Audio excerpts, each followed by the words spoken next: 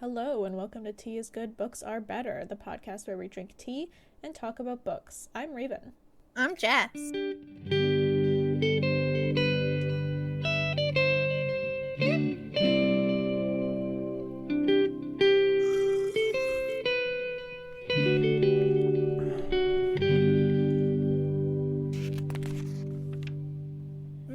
Some good tea. Okay, all right, we're straight into it. What are you drinking then? Good fucking tea. Tetley's Christmas tea. That's what I'm drinking. I think Oh, it's shit. black tea with like cinnamon and clove flavors. Okay, that definitely sounds very Christmassy. Mm-hmm. Oops, I punched the mic. They had 3 types and I bought them all. They're all called like Christmas teas? No, one is like winter spice and the other is like gingerbread. Oh, interesting. Yeah, and they're all really good. I'm usually not a fan of like Christmassy teas because I feel like it's all either like cinnamon or nuts. And I'm not a fan of nut tea. And cinnamon tea is like good every once in a while. Yeah. But not like throughout a whole season. Hey, Christmas is every once in a while, I think. Once a year? Yeah, but Christmas is a whole fucking season. Okay. Like, it's November 8th and you're already drinking Christmas tea. Hell yeah! So, Mom's put up her Christmas tree already. Damn, son. And she still has a Halloween skeleton sitting in the front entrance. Nice. We're gonna take down our Halloween decorations and put up the Christmas ones after Johnny's birthday. On Friday. Oh, Friday. His birthday's on Friday. And then after that, we're gonna put up our Christmas decorations. Oh my gosh. And take down all the... I just noticed that Johnny already took down my corn. Not the corn. It's still fall. That's not a Halloween decoration. That's just a fall decoration. Right? What happened? What the fuck? Snapping on the couch. I took down my Halloween decorations and I put my corn back up. Like, why not let the corn hang out for a bit? Jake, I think, is like super ready to start getting all the Christmas stuff up. But I think he's gonna wait a little bit for my peace of mind. Is he a big Christmas nut? He loves Christmas. Halloween is my holiday and Christmas is his holiday. That's adorable. Yeah. I think people who love Christmas are adorable. Yeah. It makes sense for him. But for me, I worked in retail for way too long. Oh. And then the last few Christmases, like with the family before that, like with the whole like with Dad, were like super shitty. So, ugh, you can tell me about that. No, it's I get. Do you remember that time? I've probably mentioned this on the podcast before, but remember that time when, shortly after he and Mom split, he gave us all coal in our stockings? Yeah, I do. So he was all bitter and assumed that we weren't going to give anything. So we're like, whatever. And we had like all bought him gifts and like, how fucked up. Sad little man. Like, it's not even the fact that we didn't get gifts, which like we were teenagers, I guess, like late teens. Yeah, I couldn't care less. Or mid to late teens. Like, sure, it sucks not getting gifts. Like, of course you want gifts. At least I did. But what was worse was, like, it felt like he was blaming us for everything that was going on. For just this his shitty behavior. Yeah.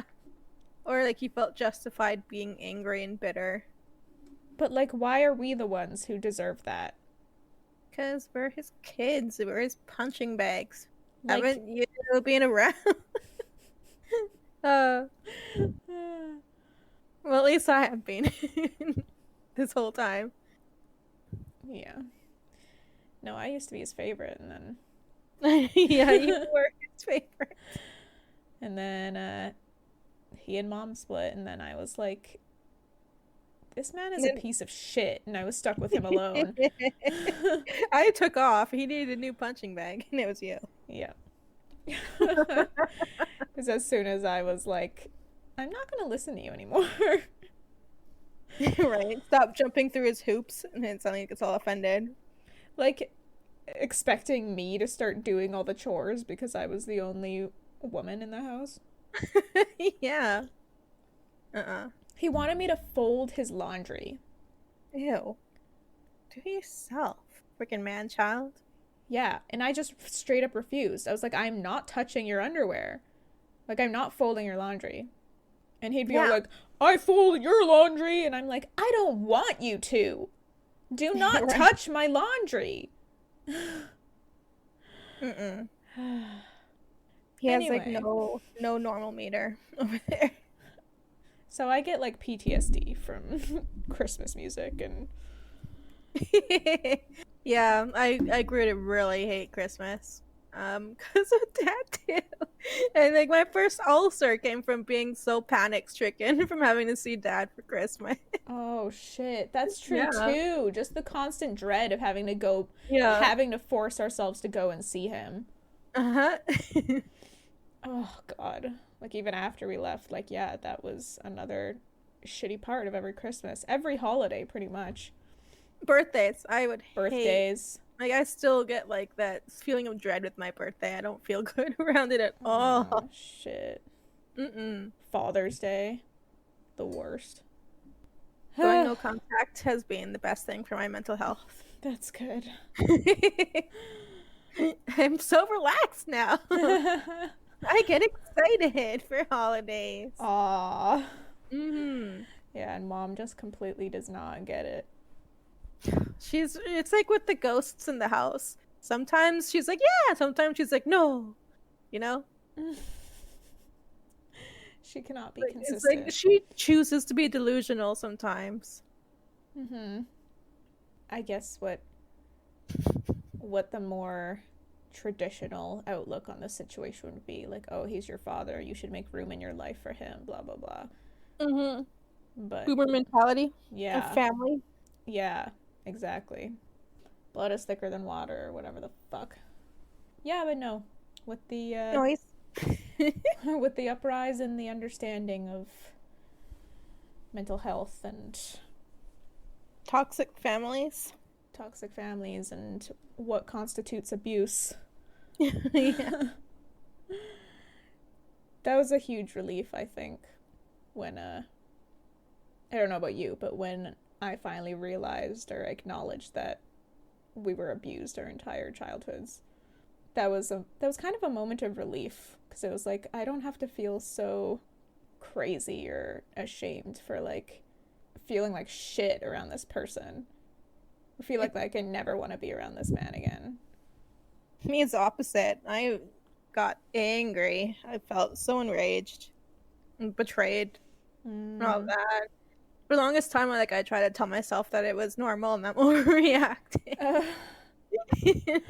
See, I think I've been told that I'm sensitive in a negative way my whole life. So I finally felt validated, I think. Yeah. I think I used to question it and try to talk out, but being told all the time that I'm overreacting and stuff, I chose to believe them because I was like, well, then they're not nasty people and they love me. So, I see. So when I came to terms with that, I'm like, liar. So I just got so mad. That's valid. Thanks. But anyway, this was an interesting intro. So the tea I'm drinking. Oh shit. I'm drinking just a stash chamomile. Good shit. It's alright. I bought a different chamomile, Twinings, I think, Twinings. Because this stash one is just super meh. I guess. It's just do you have not mint strong tea? Yeah, I have a peppermint cream, I think. Why? Try mixing the mint with the chamomile. Oh, that's interesting. 2 tea bags, the mint and the chamomile. nice together. Okay, I'll try that next time if I remember. And if it's like weak, put an extra tea bag. Yeah, I suppose that's a easy solve that I don't think about. All right, so shall we get into A Storm of Swords? Yes. Where did we leave off our characters? Jon leads his brothers to fight Mansa's army and beat him back. Meg the Mighty busts through the gate and kills Donal Noy and his 6 men before dying himself. Donal Noy, no! Tyrion's trial goes terribly. Everyone at the wedding testifies against him. Oberyn Martell volunteers to be his champion in order to get to Sir Gregor Clegane. Ooh. All right. So, chapter 69. Nice. Chapter 69 is Jon. That doesn't make sense. Really? We haven't even started and you're already like, my notes don't make sense. This does not bode well. It's like I forget how to English. The war has been in a constant battle. Like, what? Wait, what? So they have been in constant battle this whole time. No, I think it was the war that has been. Are you sure? Does it make sense? No, it does not make sense at all. Stop confusing me. Wait, let me try and figure this out. The war has been in a constant battle. I mean, is this a wildling that we don't know about called the war? I doubt it. Okay, go on. Right. So they've been in constant battle. Jon does not remember the last time he has slept, but they sleep that night. Jon is woken in the morning by Owen, who tells him that he had a dream that King Robert had come with all of his might to save the wolf and the wildlings. Jon just smiles and says he would like that. Owen is like a simple-minded brother who still thinks King Robert is alive. Oh, really? Yeah. Oh, okay. Or like maybe he has bad memory, something like that. Maybe he's both. I thought he was just like wishful thinking, like, oh, I wish King Robert was still alive and he was saving us. But I did not catch on that he was a simple. Oh, I think in a few chapters ago, Owen was talking about King Robert, and Jon clarifies that it was too much of a pain in the ass to try and correct him, so he just goes along with it. Oh, okay. Gotcha. Jon notices the wildlings at the edge of the forest stirring and starting to prepare for the attack again. Their archers had been getting better, and just the day before, one of them got Red Allen. One of the brothers. One of them shot one of their brothers. Red Allen, I think, is his name. Okay. Yeah, so they're getting better at shooting up the wall. Oh, okay. One of the wildlings shot one of the brothers. Sorry, the wildling archers. I thought you were saying one of the brothers shot one of the brothers. I was like, wait, I don't remember this. How is this not in my notes? Jon has Maester Aemon's old telescope that is called a Mirish Eye, and he's using it to watch the wildlings. He can see that they have a turtle built, and I was like, what the hell is a turtle? And it's a siege engine used to protect attackers during a siege. Okay. It's basically just like a shell. Yeah, to protect themselves. And they cover it with like water-soaked furs or something, so they can't catch on fire. Like raw hides. Yeah. And which apparently doesn't catch on fire. Well, it's soaked in water, I think. I have no memory of this, but I'll believe you. I'm pretty sure that I read that, but take that with a grain of salt. Oh, here I have it written, and they are covering it with raw mammoth hides so that they cannot set it on fire. But I didn't write anything about water. Oh well. Jon recounts that they have run out of oil, and that they used their last barrel of pitch 2 nights ago, and that they're almost out of arrows. Jon had sent Shae, the mole whore, back to Mole's town to plead the villagers for help, but she never returned. He sent Molly after her, and he came back reporting that the whole village has been abandoned. So Do you think that she abandoned them, or do you think something else happened? I think she abandoned them. She left with the rest of her sisters. Yeah, makes sense. Most likely answer, so. There's a sudden shout that the turtle is coming, and Jon commands to sound the war horn. They watch as the turtle is slowly pushed towards the gate, and Jon is aware of his men staring at him. When it gets close enough, he commands for the scorpions and the catapults, but it still comes. Jon commands Gren to set up the frozen barrels, which are filled with crushed stone frozen in ice. So he's getting really creative here. Honestly, it's kind of genius and super resourceful. Absolutely. They had 4 of the barrels set up by the time the turtle made it to the gate. They send them down one by one, and by the time the 4th is gone, the front of the turtle is crushed and the wildlings are running away. Everyone cheers, but Jon is too preoccupied with what they have left to fight off the wildlings for the next day. He's already planning. It's like, fuck. They have a few more of the frozen barrels, but I think they're down by like a third. Yeah, I think they only had 12 in total. They used up. Yeah. Jon leaves the wall to Pip and heads down to the wall. Heads down. Oh my god. So Jon leaves the wall to Pip and heads down to Maester Aemon to ask for some dream wine. And he takes a nap. Relatable. I can use that right now.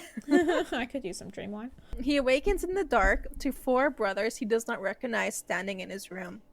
They pull him from his bed and take him to the Lord Commander's room, where Maester Aemon, Zeptor Celador, and Sir Winton Stout are waiting for him, as well as Sir Alistair Thorne. He's back! Motherfucker. God damn it, I knew he was getting cozy without him. Right? Can we just kill him immediately? Just right off the bat.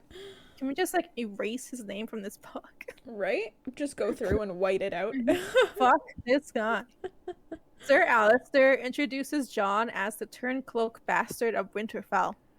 Oh, jeez. A man standing with Alistair tells Jon that he's being charged with oath-breaking, cowardice, and desertion. He asks Jon if he denies that he abandoned his brothers to die on the Fist of the First Men and joined with Mance Rayder. Maester Aemon speaks up and says that he believes Jon's explanations, but the man demands Jon tell him his excuses himself. So Jon explains that he had left with Qhorin Halfhand and joined the wildlings under his orders. The man gets angry that Jon isn't referring to him or Alistair as Sir, and tells Jon that he is Janos Slynt, Lord of Harrenhal and Commander of Castle Black, until Bowen Marsh returns. This motherfucker! They put the 2 worst guys together. Why is he Commander of Castle Black? What is going on? Who is this mofo? Oh, I remember. Tywin did this. Mm-hmm. Fuck. He was banished by Tyrion. Yeah. And then I guess Tywin's the one who was like, well, made fine. him commander. He'll be Lord Commander then. Ugh. Janos asks if it's true that he took a wildling woman into his bed, and Jon confirms. Janos orders one of the brothers, Sir Glendon, to bring in their other prisoner, and they bring in Rattleshirt. Oh, if shit. you remember him. Mm-hmm. Rattleshirt tells them that Jon killed Qhorin Halfhand after his wolf tore him to pieces, and then Jon begged for his life and joined them. So that was quite the pathetic story he shared of Jon. Yeah, I don't remember Jon begging for his life. But he did kill Qhorin Halfhand. I don't remember the wolf tearing Qhorin Halfhand to pieces either. Ghost did attack Qhorin when Qhorin attacked Jon. Aww, that's so sweet. Yeah, so Qhorin came at Jon, and then I think they were fighting for a bit, and then Ghost came in and like bit him. Didn't rip him to shreds, but did bite him, and then I think that's when Jon killed Qhorin. Distracted. Yeah. Janos asks if he denies this, and Jon says that Qhorin ordered him to do whatever they asked of him. Janos thinks that Jon thinks they must be stupid to believe his outrageous lies, and Sir Alistair says that all Starks are traitors. Jon shows them his burnt hand, proclaiming that he burnt it killing a White to defend Lord Mormont. Septon Celador pipes up that Jon refused to say his vows in the presence of the Seven, and chose to do it to the same tree gods the wildlings worship. Okay. Maester Aemon firmly reminds the Septon that the tree gods are the gods of the north. Aemon tells the lords that when Donal Noy was killed, Jon took the wall and held it against the wildlings, and if it weren't for him, they would have found Castle Black taken over by Mance Rayder. He says Jon was Lord Mormont's steward, and that he was chosen because the commander saw promise in him, and he sees it as well. Janos says Jon's father was a traitor, and Jon replies that his father was murdered. Sir Alistair grabs Jon's arm, and Jon pulls away and grabs Alistair's throat so violently that he lifts him off the ground before he's pulled away. Damn! This boy on X Games mode. Right? Take him out. Holy shit. That's like the kind of shit you see in anime. Let me just casually lift this man by the throat. Right. Alistair tells everyone to see for themselves that Jon is now a wildling. That's that chapter. It's Alistair, by the way. No T. Ugh. Ugh. Were you typing Alistair the whole time, or is that just how it comes out when you say it? I am typing Alistair this whole time. Yeah. Nah. God damn it. It being Alistair, for some reason, makes me hate him even more. Like, it should be Alistair. Yeah, god damn it. Alistair! Stupid bitch. It's like when people name their kid, like, what's one of those female names that they spell super weird. I've seen plenty of female names spelled super freaking weird. Pretentiously. Yeah, exactly. Like when it's Emily spelt with 2 E's instead of a Y. Or Haley, but it's spelt like Hayleigh. Like, really? Yeah. Some people just want their kids to be special, you know? That's not special. That's annoying. It is. I saw someone on an Am I the Asshole post saying Am I the Asshole for telling my friend that her idea of a name was stupid, and they want to name their kid Arya, but because Game of Thrones is so popular and so many kids are being Arya, they decided to spell it special. But I forget how they wanted to spell it, but it was so dumb and it was so pretentious. Oh no. It was like spelt like how like Areea. Like how a 5-year-old child would like sound it out, right? It was so bad, and they were like trying to tell their friend that this was so pretentious in a bad way, like they'll get their kid bullied. Yeah, that's 100% what the outcome's gonna be. I found a funny spelling for Jessica, if you want to hear it. Oh shit, give it to me. Okay, you're gonna need to type this out so that you can see it. Alright. So type this out as I spell it. Okay. JESSIEIGHKAH.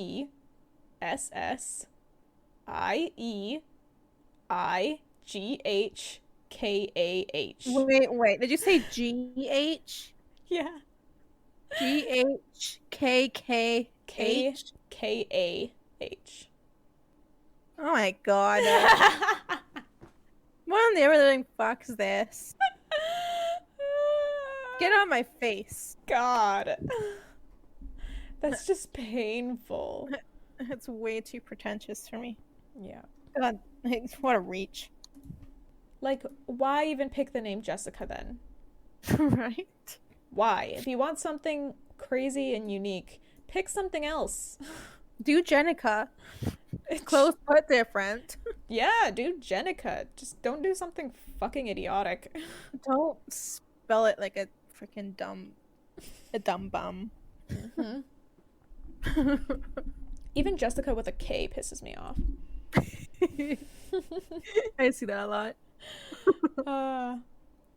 Well, Eric's name is spelled with a K.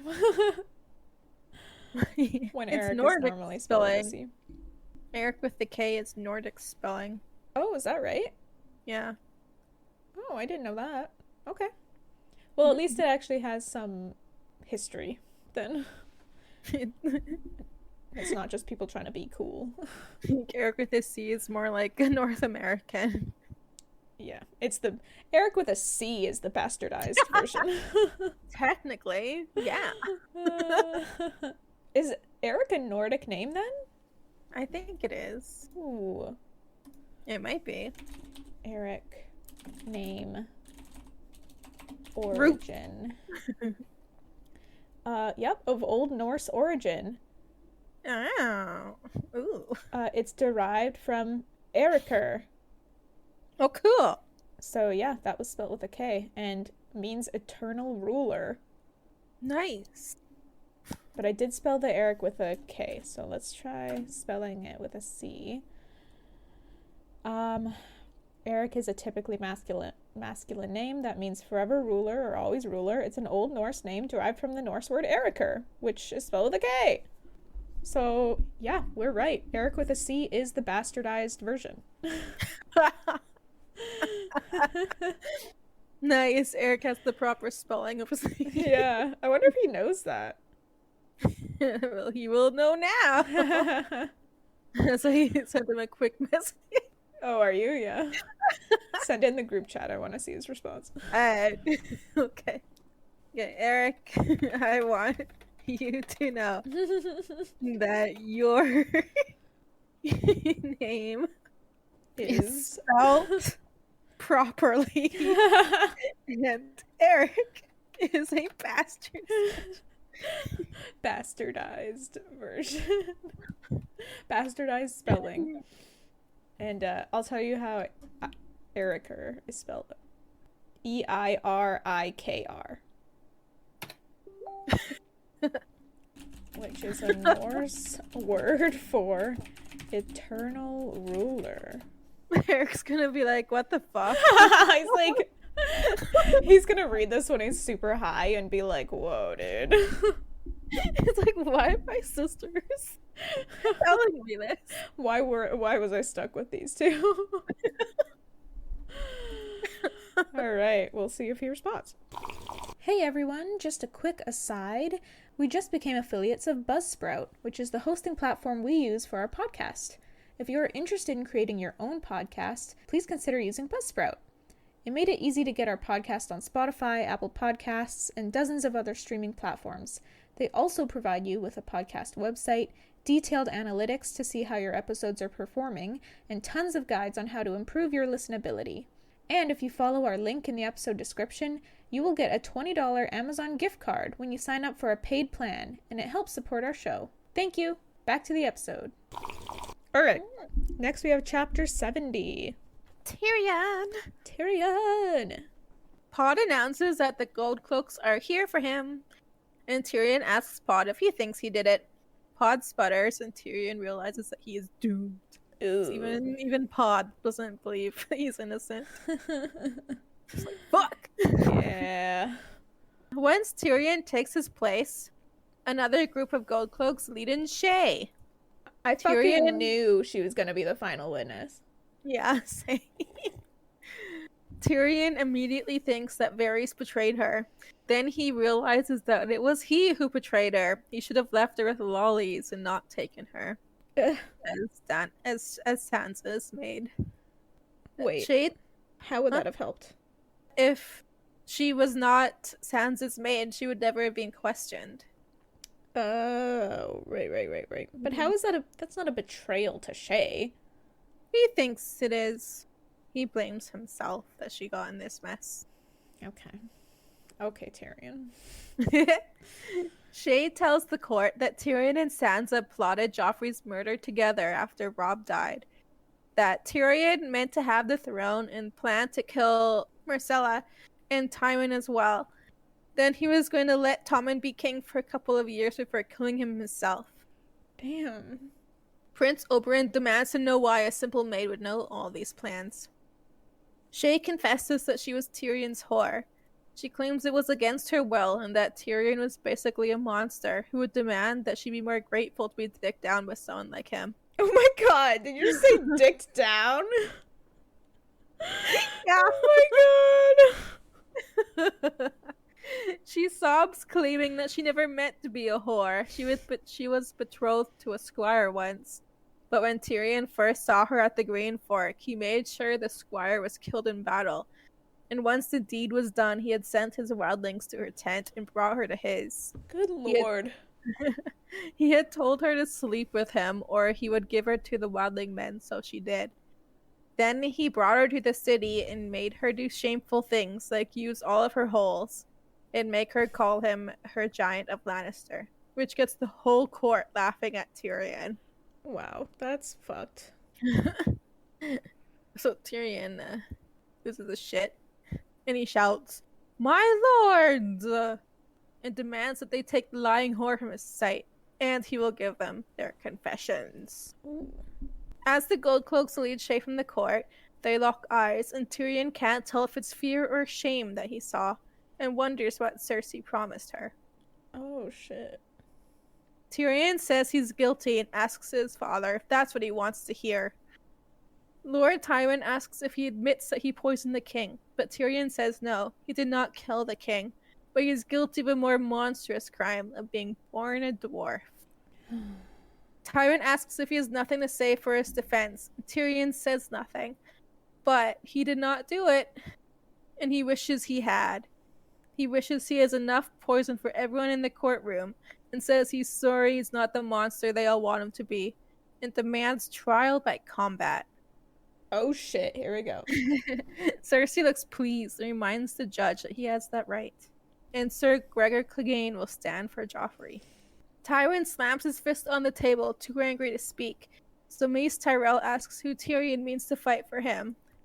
Prince Oberyn stands and says he will fight for the dwarf. The uproar in the court is deafening, and Tyrion sees doubt in Cersei's eyes, which makes him feel a little bit pleased. Hell yeah, I was pleased. Tywin says, "Let the issue be decided on the morrow," and leaves the room after glaring at Tyrion. So I guess Tyrion disrupted his father's plans. Okay, what send plans? him to the wall. To send him to the wall, or do you think Tyrion or Tywin would have had him killed? Because I'm not convinced he would have sent Tyrion to the wall. Oh, yeah? I'm kind of... I don't know. Maybe. But I also feel like it's not unreasonable to think that Tywin would be looking for an excuse to get the head off Tyrion's shoulders. True. And I can't see anyone being okay with the Kingslayer being pardoned to the wall. Ever. Yeah, that's another thing too. Like, how is he going to justify this? Like, Tyrion's even been thinking that. He was like, how would Tywin even convince, like, the rest of the council that this is okay to send me to the wall? No way. No way. Or Cersei even. Like, hell no. Right? Cersei would not stand for that. No way. So, probably does mean to kill him. Who knows? Back in his tower cell, he feels at peace, having taken the power of life and death from his father's hands and given it to the gods. He knows that if Oberyn wins, it would destroy the alliance between the Tyrells and the Lannisters. That Mace Tyrell would never forgive Tywin for letting the man who crippled his firstborn son defend the man who nearly poisoned his daughter. He thinks it's almost worth dying now to know all the trouble that he was causing. He wonders if Shae will come to watch as he is executed. God damn it, man. Stop thinking about her. That night, Tyrion sleeps like a baby and awakes at first light, well rested. He ate his breakfast and asked to see his champion. He finds Prince Oberyn drinking wine as he is donning his armor, and his armor is just leather. It's not actual armor. Tyrion asks if he should be drinking and tries to warn him of Sir Gregor. Oberyn is unimpressed and says that the trick to killing large men is to get them off their feet. He sounds so confident that Tyrion almost feels reassured. It's the same thing that Bronn said, which I think Tyrion thinks about. Not exerting yourself, but exerting the other person. Yeah, the best way to kill your foe. So he almost felt reassured until Oberyn is handed a spear. That makes him feel uneasy, as a spearman versus a skilled swordsman that doesn't go well in his mind. Oberyn explains that spears are favored in Dorne, and it's the only way to counter Gregor's reach. True. Oberyn shows his spear to Tyrion, and Tyrion sees like a black oil on the blade, and he briefly wonders if it's the poison that the Viper is known for. Ooh. Ooh.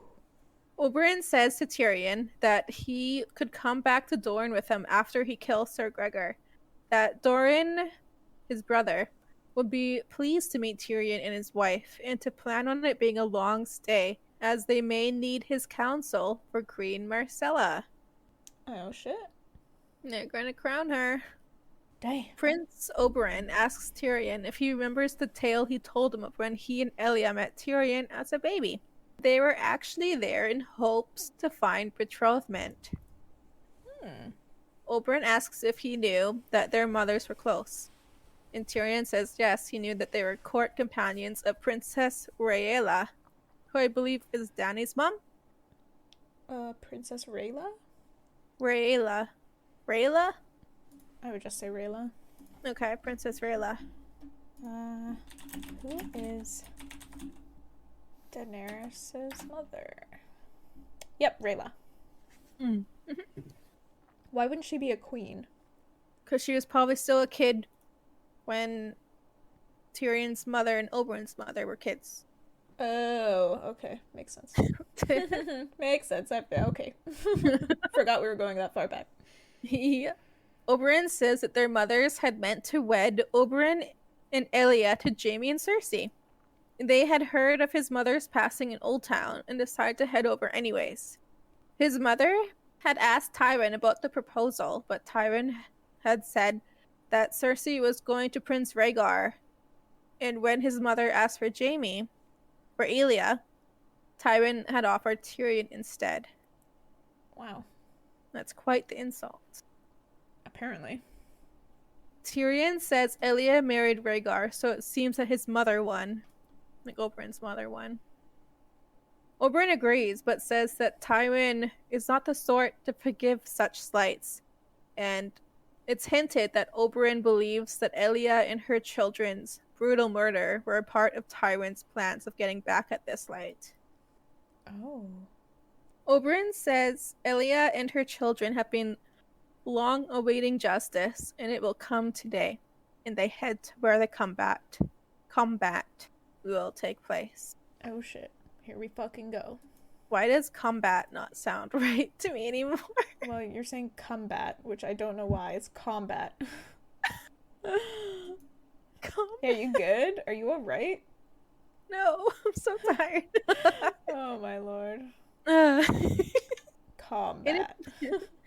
It appears that 1,000 people have come to watch. Oh. Oh. I knew it this whole time. He's like, why are you guys telling me this? This is old news. He said I knew it this whole time. Oh, he hearted what you said. Aw. Anyway. Okay. Oh. Explains a lot. Okay, dude. Like what? I don't know. He thinks he's a god. Aw. Giggles. I'm going to close Messenger now. Anyway. Cersei looks like a child next to Sir Gregor, who looks even bigger than any man had a right to be in his armor. Ooh. His greatsword was planted in the ground in front of him, 6 feet tall. Just the blade is What 6 the feet. Fucking fuck. So it's even bigger. So this is a blade that's taller than I stand. Same with you. That's just what? It's bigger than. How does It's a tall man and hold giant. that? What the It's a fuck? giant man. I don't care how giant of a man you are. That is And what? he holds it in one hand too. Of course he does. Illyria Sand pales at the sight of Sir Gregor and whispers, "You're going to fight that?" Oberyn says he's going to kill that. Okay, Even dude. Tyrion's hope disappears, looking at Oberyn only wearing leather as armor. he feels that he has no chance. Well, if we remember the poison on his spear, if he just cuts Sir Gregor once, he would be dead, right? Not instantly, but right? In general? That's if he gets Sir Gregor, who's wearing a full suit of armor and has his 6-foot blade that he wields in one hand. Okay, true, and has a shield in the other. True, okay. As Sir Gregor dons his shield, Tyrion notices that his hands are painted with the 7-pointed star of the gods as like a blessing. His hands? Yeah, Sir Gregor's hands are painted. I thought it was his shield. Oh, what? I thought it was his hands. No. It could have been his shield. Yeah, no, it's his shield. They painted over the dogs of Clegane. Oh, that makes a lot more sense. Okay. Maybe in the description it said something about the hands of the star or something, which confused you. Would have. Yeah. Yep. But no, it's the shield. The men approach. Oberyn faster than Gregor. When they're 10 yards apart, Prince Oberyn asks Gregor if he knows who he is. And Sir Gregor grunts, "Dead man." You like that? I love that. It's kind of badass how little he cares about Oberyn. Right? He's like, whatever. He's like, you're dead. Oberyn tells him who he is, and Princess Elia was his sister, to which Gregor says, "Who?" Oberyn jabs with his spear, and Gregor pushes it aside with his shield, and stabs with his sword, which Oberyn effortlessly dodges. As they battle, Oberyn says, "Elia Martell, Princess of Dorne, you raped her, you murdered her, you killed her children." And he keeps repeating himself until Gregor asks if he's here to talk or fight. Oberyn says that he's here to hear a confession, and lands a thrust on Gregor's belly, which doesn't affect him, so it just bounces off his armor. Mm-hmm. Oberyn keeps circling and jabbing, forcing Gregor to turn and turn just to keep sight of him. And that continues for a long while. The whole time, Oberyn is repeating his mantra. All around the yard, the crowd keeps creeping closer to the fight while the King's Guard try to keep them back. Gregor starts telling Oberyn to be quiet until he loses his shit and shouts, "Shut up!" and charges Oberyn and slams against Oberyn's spear. This guy getting frustrated. Yeah, losing his temper. Can't blame him, though. Oberyn lets go of it and retreats, with Gregor following. Spectators scream and run out of the way, but one stable boy is not fast enough, and the mountain takes off his arm. When the boy screams, Gregor shouts again, "Shut up!" and takes off the top of his head, spraying blood and brains everywhere. What the fuck? Yup. The spectators all scatter screaming, but Oberyn has his spear again and restarts his mantra. Mm-hmm. He says he wants to hear Gregor say it, that he killed Elia. In that moment, the sun bursts from the clouds and Gregor moves to put it at its back first. Oberyn crouches and darts forward with the spear. Gregor hacks at it, but it was a feint. Mm-hmm. When he stumbles, Oberyn lifts his metal shield to send the glare of the sun into Gregor's eyes. Gregor lifts his visor, and as he does, Oberyn jams his spear into Gregor's armpit. Got him! Got him! As he pulls out, he says, "Elia of Dorne, say her name." Gregor takes a step and his knee buckles. Oberyn circles behind him, shouting, "Elia of Dorne." Gregor tries to turn with him, but Oberyn spears him behind the knee, and the mountain falls, sword flying from his hand. Damn. Mm-hmm. Stabbed him twice so far. Mm-hmm. Oberyn grabs his spear with both hands and runs at Gregor, screaming, "Elia! Elia!" Drives his spear down with his whole weight into Gregor's belly. The crack of the ashwood shaft snapping was almost as sweet as Cersei's wail of fury. Fuck you, Oh. Cersei. Oberyn grabs Gregor's great sword and says, "If you die before saying her name, I will haunt you through all 7 hells." Gregor tries to rise, but the spear has him pinned to the ground. He tries to pull it out, but seems unable to. All the while, blood is pooling underneath him. And then what? Oberyn approaches, telling him to say her name. He puts a foot on Gregor's chest and raises the sword, as if to take off his head. Gregor grabs Oberyn behind the knee as he brings down the sword and misses him. Gregor yanks Oberyn down on top of him and they wrestle. Sir Gregor says her name, Elia of Dorne. He tells Oberyn that he killed her screaming whelp and then he raped her. And as he pushes his free hand to Oberyn's face and his fingers into his eyes, then he slams his fist into Oberyn's mouth, splintering his teeth. Gregor says, "Then I smashed her head in like this," and he pulls back his fist and smashes Oberyn's head in with a sickening crunch. Illyria wails in terror as Tyrion barfs up his breakfast. Tyrion thinks that he put himself in the Red Viper's hands, and then he dropped it. Then he remembers snakes don't have hands and begins to laugh hysterically. He doesn't hear his father's orders, but he finds himself being led down the steps to the black cells. And that is that chapter. This is another one of those moments in Game of Thrones that I think is so shocking and surprising. Oh man, I was fully expecting Gregor to die when I saw this episode and was horrified. Yeah. It's like, oh, it's that thing where, okay, this is a spoiler, but in Battle of the Bastards, there's that moment where Rickon is running towards Jon, right? And Ramsay's shooting after him. So it's like built into us as, I guess, viewers to know that it's like the 3rd time that the crazy thing is going to happen. So like Ramsay shoots once and we're like, okay, he didn't get him. He shoots twice. Okay, he didn't get him. So if he doesn't get him this 3rd time, then he's safe. But if he's gonna get him, he's gonna get him on the 3rd time. Right? You got him? It's just natural. Oh yeah. For us to think that way. So Ramsay shoots a 3rd time and misses again. And so we're like, oh, phew. Okay, Rickon's safe. And then Ramsay gets him on the 4th.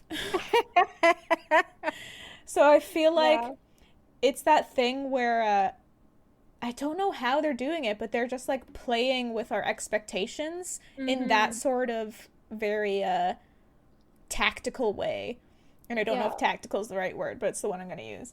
So I think they did the same thing in this episode with the fight. I don't remember exactly how. I would have to watch it again. But it gets to the point where, like, you think Oberyn's safe. Because it gets to the point where you're like, oh, okay, Gregor could get him right now. Like, oh, be careful. Gregor could get him now. But then it passes that point. And he doesn't get him. And then you're like, oh, okay, phew, Oberyn's safe. But then they fuck with you. So close. Close. So, I feel then like... no, he dies a brutal, brutal death. It's probably the most brutal death in the series. Is there anyone who dies a more brutal death? I mean, Joffrey's is pretty bad, but it's not nearly as gory. To watch. Like, that episode was horrifying. Which one? I was so sickened. Oberyn's death. When Gregor crushed his skull in. That was shocking. Was not prepared to see that. Hell no. That's another thing too. Is like maybe stabbing him, maybe taking off his head, but I don't expect this guy to crush Oberyn's skull with his bare hands. Like, what the fuck? Is, I guess, like, just the gore. Just how fucking visual it is. Like, you see everything. Yeah, you see the fingers go in the eyeballs. You see them like explode. Yeah, Yeah, And the then you broken see the teeth. freaking crushed face Oh my afterwards god. as the body is They thrown show aside. it to you. You see the crushed face. And it's sick. I can't wait to watch this episode with Eric. Man, you see him like cheering it on, and then suddenly all your hopes and dreams are dashed. Yeah. So the ones that we need to have a face cam on are definitely the red wedding, and then do you want to do the purple wedding? Hell yeah, I'm gonna see Eric cheering that on. Yes, Okay. right. The purple wedding, this fight, and then I think the destruction of the septon. Destruction of the septon? Or the sept. The great sept. Oh, when Cersei blows it up? And she blows up everyone inside. Yeah, that sucked. Yeah, so that too. So that's some pretty insane chapters. Yeah, that one was dense. So much happened in this one chapter. Tyrion just like continued more court shit. And then the battle, then Oberyn's dead, and Tyrion's going to be sentenced to death too. Yeah. Let's talk about Shae for a minute. So, yeah. I feel like, let me know if I'm wrong here, but I feel like in the show, she is a lot more vindictive and is trying to get back at Tyrion. She's trying to hurt him. Like, that's her malicious intent. I think in the show, Shae genuinely loves Tyrion and is jealous that he married Sansa and won't marry her, and it got revenge on him by doing these stuff. trials. Yeah. So, okay, that makes sense for her character in the show. Here in the book, I'm surprised to read that she seems like either ashamed or like scared, because that's definitely not how it was in the show. No. And I also believe that she is straight up just a whore. And she's a very, very skilled one. Like, by convincing Tyrion that she loves him.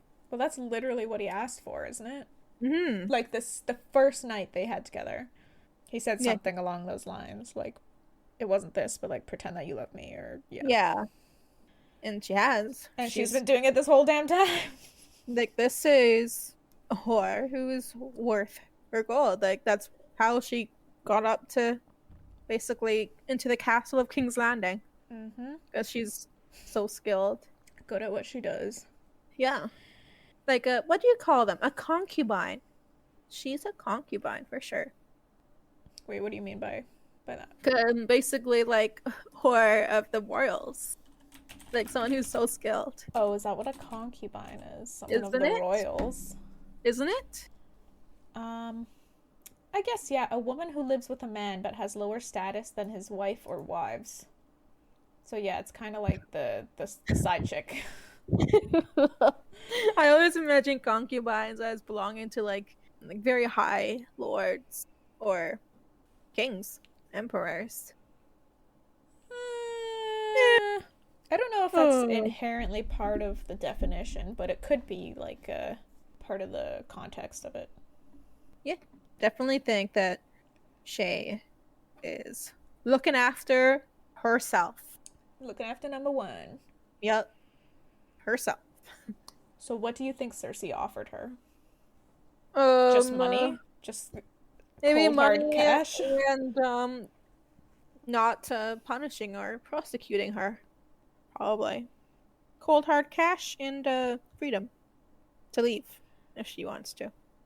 Maybe. Or freedom to stay, because I think that's what Shae wants. True. But I think Shae only wants to stay if she continues to get her gold and jewels. Yeah, so, but she also likes the comfortable life, you know? In the castle, so. I don't think she wants to be a maid when she can just sleep with the Lord and just drink his wine and live the life. His food, yeah. I did also mention in this chapter there's another mention of the dwarf's penny, and I'm still like, what the fuck does that mean? Dwarf's penny. Because last time I thought maybe it was just referring to the fact that Tyrion is the master of coin or something right now, right?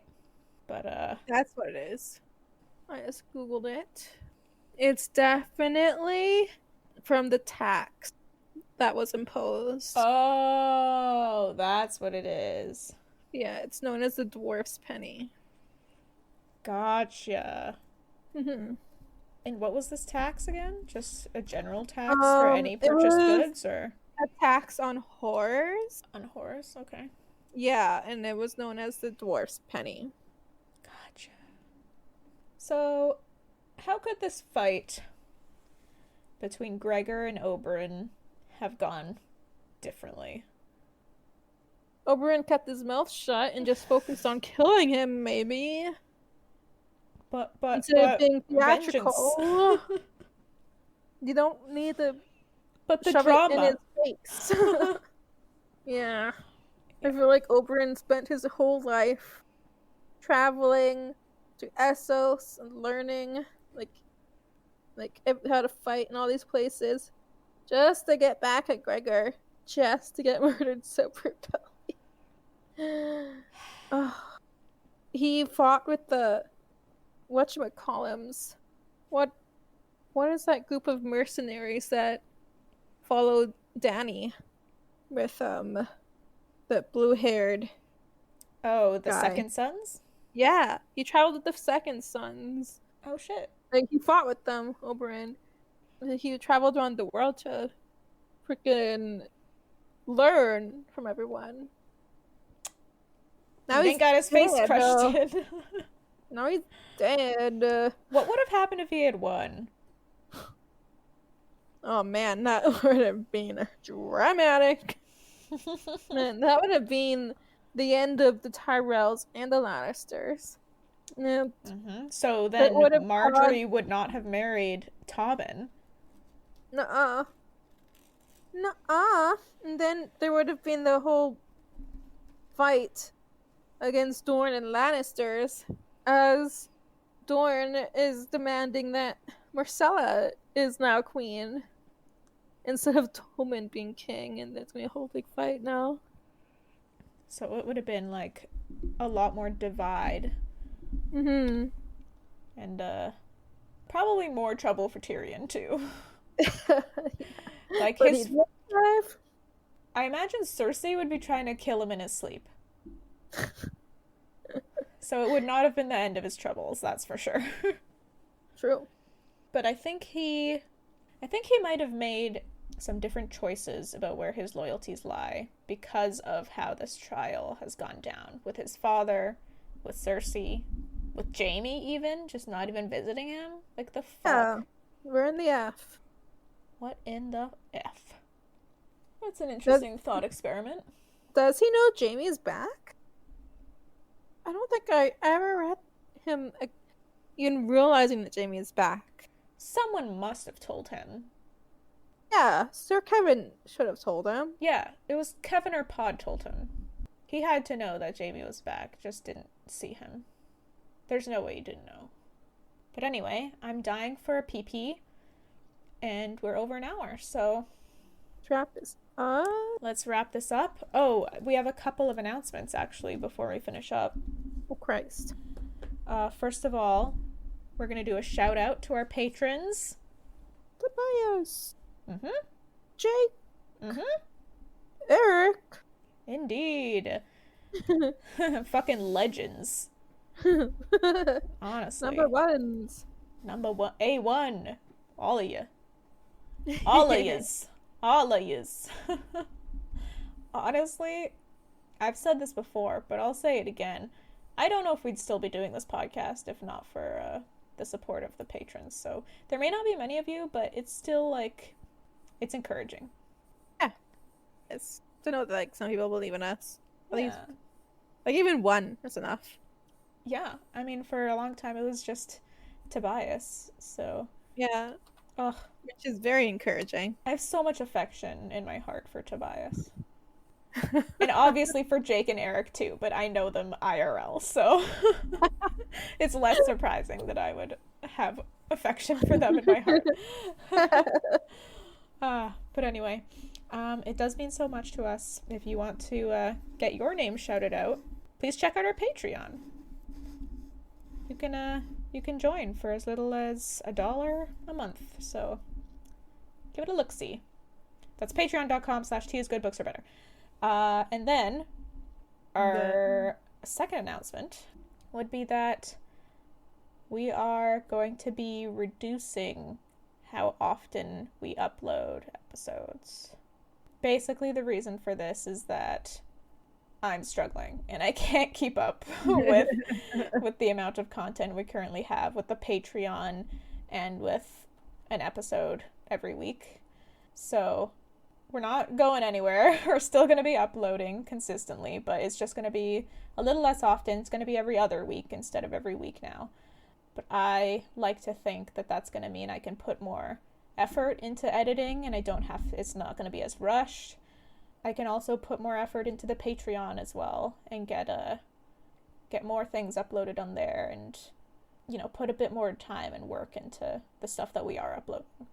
In a day, this is a hobby for us. We both have our full-time jobs and our own lives. That can get in the way. Mm-hmm.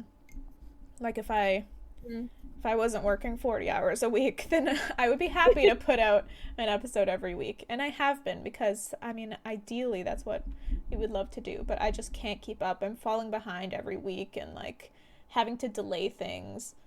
And I just... And you have no you time.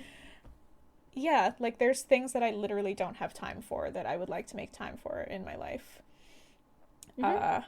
So it is what it is, and it's unfortunate that it won't be as often, that you won't be hearing our lovely voices every single week. But, you can. If you want to check us out on Patreon, then you can. Because we're going to have a mini episode, 1 week, and then a regular episode for free the next week, and then, back to the Patreon, a mini episode the next week after that. So technically we'll have episodes every week, just some of them will be behind a bit of a paywall on Patreon. We're still going to be here. We're not going anywhere. Check out our Instagram. Jess has come up with some new ideas for fun posts, so check those out there. And that's it. Thank you guys so much for listening. You will not hear us next week, but you will hear us the week after that. Mm-hmm.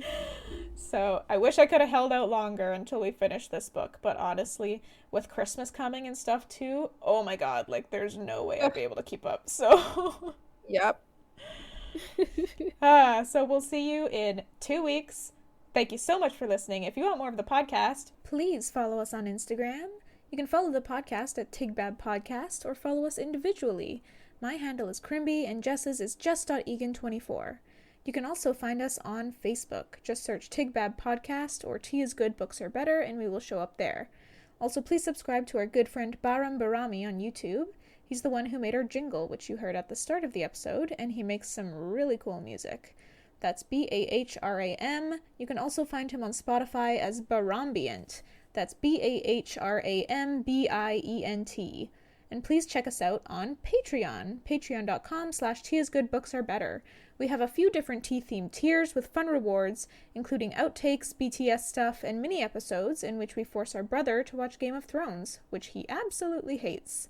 So it makes for some fun discussions/arguments. Finally, if you would be willing to share the podcast with your family and your friends, it would be a huge help to us to grow the podcast. Thank you so much. And again, shout out to our patrons. Check us out on Patreon for more content if you can't get enough of us here, so hell yeah. Okay, thank you for listening. Bye-bye. Bye.